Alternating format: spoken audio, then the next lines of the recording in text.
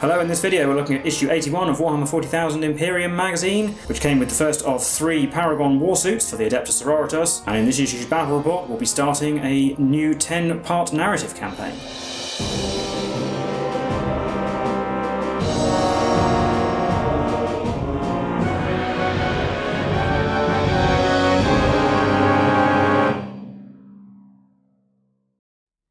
Hello, I'm Will, and this is Mike with the Tabletop Donkeys. Hello. And today we're looking at issue 81 of Warhammer 40,000 Imperium magazine, which came with the first of 3 Paragon Warsuits for the Adepta Sororitas collection. You won't see that in this issue's game, because there's only one of them so far, so it's not a full unit, but you can see our battle report if you would like to skip to that by using the chapter bars or the timecode in the description. But we'll have a look through the issue first.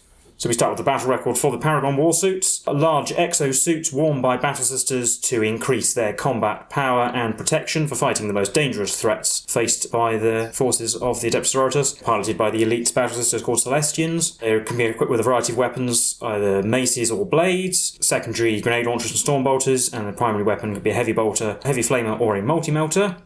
And over the page you've got the battle record, so as usual you can name them all, list their weapons, and keep track of their deeds. We've got another slightly longer short story, following on from a previous story about this, where we've got the Inquisitor Kuru Kanawa and his sidekick Interrogator Amatos discovering a cult of Slaanesh. And as they delve deeper, they come up against a Chaos Space Marine of the Emperor's Children Traitor Legion who fell to Slaanesh at the time of the Horus Heresy and now pursue sensation and excess wherever they can. And there's a little bio for Acolyte Amatos there. And then we have the build guide for the Paragon Warsuit. As you can see on the sprue, it's got a lot of parts, so it will take you probably a little while, and you do have to be very careful with certain components, like some very fragile hoses. Be extra careful clipping those off. It does have several build options with regard to weapons. We get the profiles for all of them, so you can build whichever ones you prefer. Well, the magazine goes for a mix. There's also head options and secondary weapons to choose from.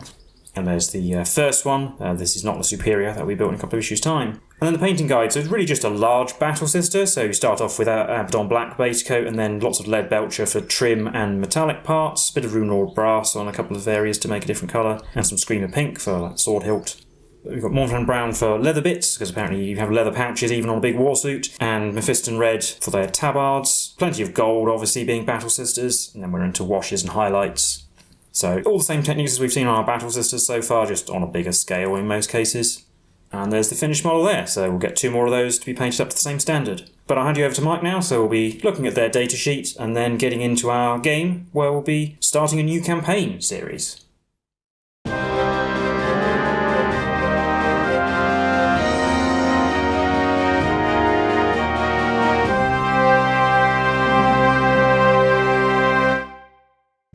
So here we have the datasheet for our Paragon Warsuits. We only have 1 at the moment, obviously, so it's going to be a little while before we see them in combat. So it's 13 power at each choice for 3 models. Movement 8, weapon skill, ballistic skill 3+, strength 5, toughness 5, 4 wounds. 3 attacks for the regulars, 4 for the superior, and then leadership 8 and 9. A 2+ save. By default they're equipped with a bolt pistol, a heavy bolter, 2 storm bolters, a Paragon warblade, and frag and crack grenades. Bolt pistols we've seen before. The heavy bolter is 36-inch range, heavy 3, strength 5, AP+1, 2 damage. The Ministorm heavy flamer is exactly the same as the ones on the Penitent engine. The multi-melter is the same as the one on the Invader ATV. It can swap the 2 storm bolters for 1 Paragon grenade launcher, which is crack grenades at a 24-inch range and assault 2. And then the Warblade is +1 strength, AP-3, 2 damage, but it gets an extra attack if it has a sword, so it would be 4 base. And then the War Mace is +4 strength, AP-2, 3 damage, but you have -1 to hit. Goes over the war gear options, so as I said, you can swap the 2 storm bolters with a grenade launcher, heavy bolter for a flamer or a multi-melter, and then a Warblade for a War Mace. Has the usual Acts of Faith, Sacred Rites and Shield of Faith. Also has, every time any attacks are allocated to the unit, that attack has -1 damage. And notable keywords are vehicle, so it can fire its weapons in melee, and there's even a core unit on top of that as well, so it would benefit from any auras such as the Canoness's one. And then on the next page it just shows you all of the weapons and gives you a little bit of advice on what situations they're best for. Before we get into today's mission, we're doing a new campaign mission pack. So these next 10 issues will actually be run as a sort of narrative campaign. So you can see a map of the Ramasus system there, and each of the games in this campaign take place across one of the planets or other important locations in the system. There's a little bit of background about the forces involved. So obviously the Necrons, who are trying to finish their Noctilith pylon to spread the stilling, and then the 3 Imperial forces, the Marines, the Adepta Sororitas and the Mechanicus, obviously going to try and stop them. So on the other side we have the mission rules. This is similar to the veteran mission pack. In fact, it's pretty much exactly the same. There's just an extra step for the determined campaign rules where you decide which reward you get, because as we play games, if we win battles we get a number of rewards we can pick from, so I'll show you those in a little bit. And here we also have this balance of power indicator. As each side wins the game, this balance of power will shift and various effects will apply. So it starts in the middle, since we're at a stalemate. So pause if you want to look close and read what they are, but rather than me reading them all out now, we'll just read out which ones are in effect at the start of each game. And finally, for the foldout, we have the campaign rewards. You can see each of the locations listed has a reward for each faction, depending on when they win. For each game, we can pick one of these at the start and then get the various benefits. So once again, I'm not going to read them all out, and you can see there's a mixture of relics or once per battle abilities and so on, so you can pause to have a closer look. So now we can get into the first mission of the campaign, and it's actually taking place in the asteroid belt. So as you might expect, this is an excellent source of raw materials, which the Imperium are currently making use of, and the Necrons have been scattering their forces throughout the system to attack these key resource operations to buy time for the Noctilith pylon to be finished. And in this case, they have taken the platform Epsilon-Stagnus 718, and the Imperium are trying to retake it back. So today's mission is taking place in the landing bay of the mining facility. So today's mission is Epsilon-Stagnus 718, which is a 50 power mission, so a slightly smaller mission to get us introduced to the campaign. It's taking place over 2 battle mats, 2 deployment zones in the top left and bottom right corners, which are 6 inches on from the log edge and then to the centre line. And then there's 3 objectives along the diagonal splitting the 2 deployment zones, 1 in the centre and the other 2 12 inches diagonally away. Mission objectives, we have capture and control, which we're going to be seeing a lot of in this campaign. We get 10 victory points for controlling 1 objective, 10 for controlling the 1 in the middle, and 10 for controlling more than your opponent. We are forced to pick the minimise losses secondary, where we score 5 victory points at the end of the game if any enemy units were destroyed in the first battle round, and then an additional 3 if more enemy units than friendly ones were destroyed in the first battle round.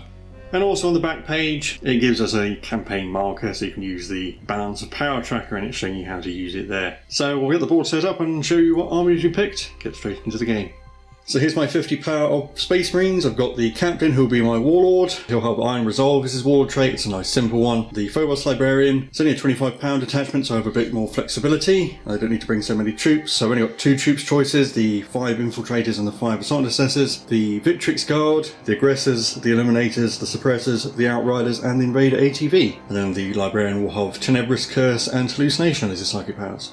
And here's my Necron army. I've also gone for a 25 power attachment, so again I only have to bring 2 troops units. I've got the Overlord as my Warlord. He will have Enduring Will for -1 damage. The Technomancer, he'll have the Photonic Transubject Cryptic Arcana. Then 2 troops units are the Warriors with Gauss Reapers and the Immortals. And we've also got the Lich Guard, the Scorpic Destroyers, 3 Wraiths, Canoptic Reanimator, Canoptic Spider, and 2 units of Canoptic Scarab Swarms. So here we are on Epsilon-Stagnus 718. You can see we're deployed in the top left and bottom right corners. We have 3 objectives across the diagonal, so objective 3 down there in the left, objective 2 in the middle, objective 1 in the top right.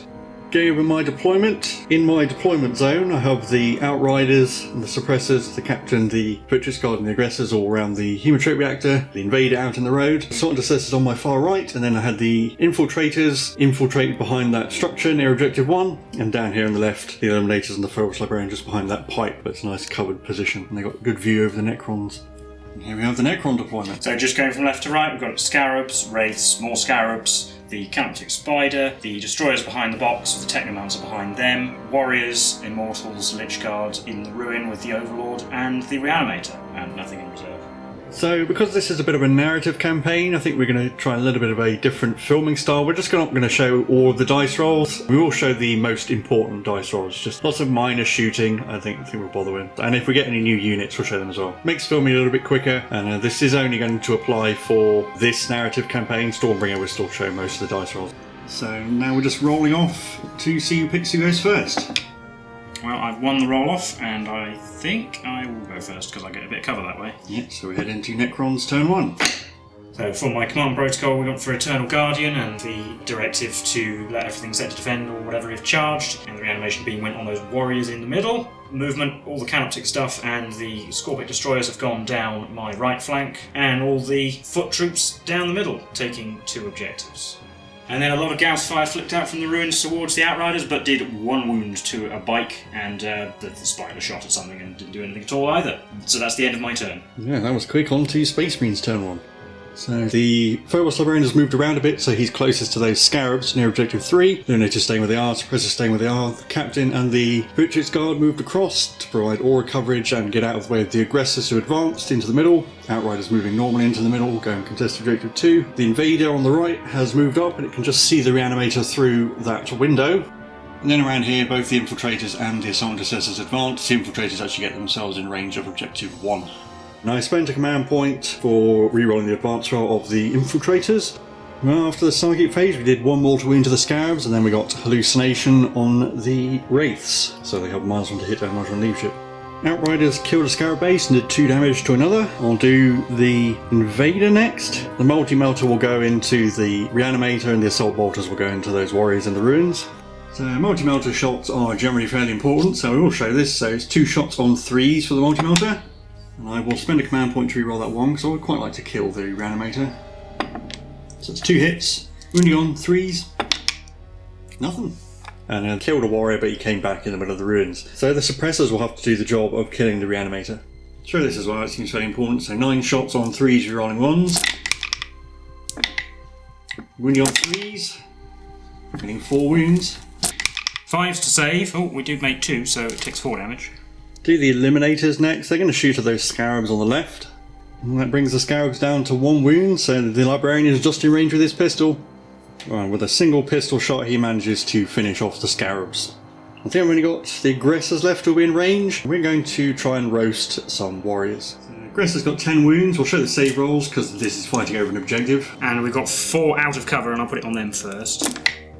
Using 2. I meant 6 out of cover, and there are 4 left, so the remaining 4 kill another 2. That's 4 dead.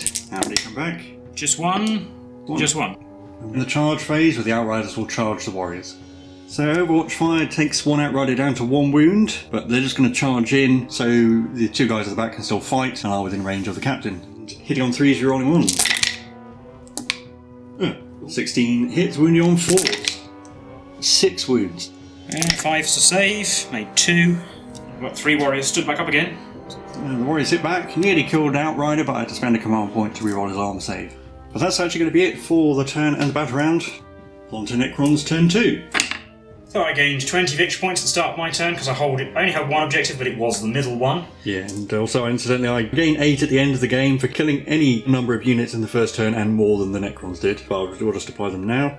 My command protocol is the Vengeful Stars with extra -1 AP on 6 wound with shooting. And then the Reanimation Beam and my Will Be Done both went on the Lich Guard. They have moved further into the ruins, followed by the Overlord. The Warriors fell back out of the ruin. Destroyers moved down the side there. The Wraiths flew up to fight the Eliminators. Scarabs and the Spider are securing Objective 3. And the Immortals will stay where they are. The Technomancer flew over and fixed the Reanimator for another wound. So it's back up to 4.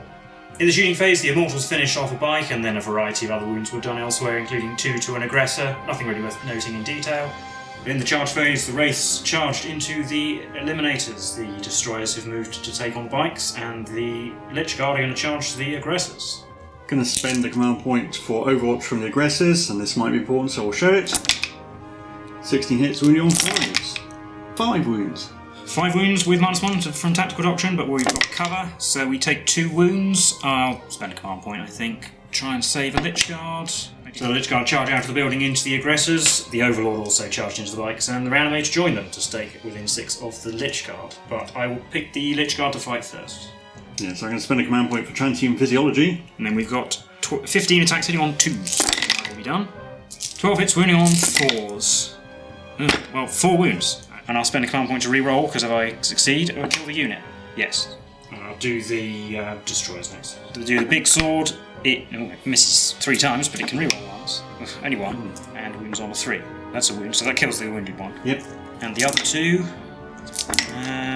only 2 wounds. 1 6 and Sarge will live. Yeah. No.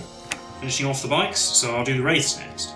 That killed 2 Eliminators, even though they were -1 to hit from Hallucination. But I don't want to pile into the Eliminator because that'll bring the Librarian in. So that'll be it as we head into Space Marine's turn 2. So Captain and the Victrix Guard have moved out. Enough to do some work in the middle there. Suppressors, Eliminators and Librarians staying where they are for now. I also get 10 victory points for holding Objective 1. Assault intercessors have moved out, going to have to try and engage the Lich Guard from the other side, and then the Invader has moved towards Objective 1 down the road, get it within half range of the Reanimator. And the Infiltrators are going to stay where they are, you can just about see them over the side of that building. And then I'll show the Psychic phase, because this might be important, so try and start with Smite, get it with a 9. I will try and deny that, I think. Nope. That does D3 mortal wounds to the Wraiths, 1. And then we'll try and cast Hallucination, get it within 11, and that will go on the Lich Guard, and we'll go to shooting. Start with the suppressors, they're going to shoot the destroyers. 9 shots on 3s, rolling 1s. 1 gets re-rolled. 8 hits, wounding on 3s. 7 wounds. 1 will have cover, takes 2 wounds, and dies. 3 more. No, 4. I think I'll re-roll that last one there. Nope. So there's 1 left on 1 wound. Through a combination of grenades, plasma pistols and sniper rifle shots, we finally finished off the destroyers.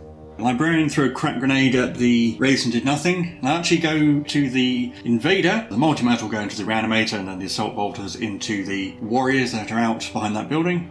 So Assault Bolters killed 2 Warriors and 1 came back. And then we got the shot on the Reanimator on 3s. I'll spend a command point to re-roll that 1.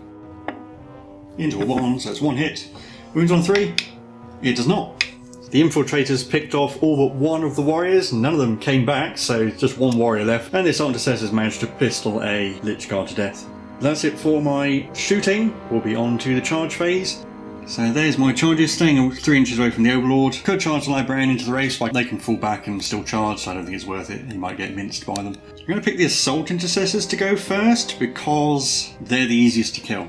So I'll show the rolls. I spent a command point for Gene-wrought Might, so 6s to hit, automatically win for the Assault Intercessors. So we have 21 attacks, hitting on 3s, rolling 1. 13 hits, plus 4 auto wounds, and these wound on 5s. That's 9 wounds in total. So 4s to save. That is 2 dead Lich Guard. Do they come back? No. So I'm actually going to interrupt for 2 command points with the 2 Lich Guard, and I'm going to strike back at the Assault Intercessors, because if I can kill them, that's models that can't be on objectives, even though they've already fought, and I don't think I'll damage the Victories card. So 6 attacks hitting on 3s, because mine will be done, cancels out the Hallucination. And then 3s. Yeah, that kills 4. So we'll actually lose the Sergeant of the Assault Intercessors. That guy there needs to stay there so that the Lich Guard couldn't consolidate into the Victories Guard who were in the way of the Captain. So now they can pile in, they can get out of his way and fight against the Lich Guard. 10 attacks from the Victories Guard on 2s, rolling 1s. 9 hits, wounding on 4s. 5 wounds at -3. 5, 6 plus saves. No, they're all dead. And that's it. The Warriors and the Assault Intercessors have to take leadership tests. So Assault Intercessors first, because it's my turn. He's near the Hematome Reactor, so he's leadership 8, so he's lost 4 friends, so he's okay. And the remaining Warrior lost 5 this turn, so that is fine. As we head into Necron's turn 3. So first up I gain 30 victory points because I hold more objectives than the Imperium and the middle one, so up to 50. Protocol is Hungry Void, and we're going to go for extra AP on 6s to wound with melee, because the extra strength actually won't help any of my melee units. We're going to put the Reanimation Beam on the Warriors, and we're going to Resurrection Orb them. So 9 missing, 4s rerolling 1s. 5 back so far, and a reroll, 6 back. Yeah, so a little magic from the Technomancer, and they're all here. Then the Wraiths have jumped over to go and take on the Suppressors, to go and tie them up. The Warriors moved out a bit, Technomancer and the Spider following behind. Spider's going to stay behind the objective. Scarab's just going to go and annoy the Eliminator Sergeant. The Overlord's moved around that remaining Assault Intercessor, who's kind of in the way. He's going to go and take on the Captain and ignore the minor irritation. And the Reanimator is going to go and kick the Invader just to tie it up. The Wraiths are going to transdimensionally beam some Suppressors on 4s. Oh, I got 2 hits. Wounding on 4s, nothing.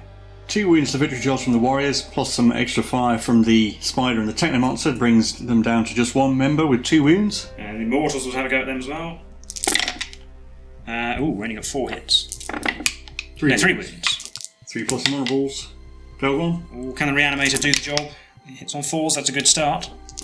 And 3s. Oh, only 3. 3 plus some honourables. No, he's definitely gone. Can't even re-roll him back to life. And then the Wraiths have gone to try and chop up the Suppressors. The Scarabs are going to annoy that Eliminator Sergeant.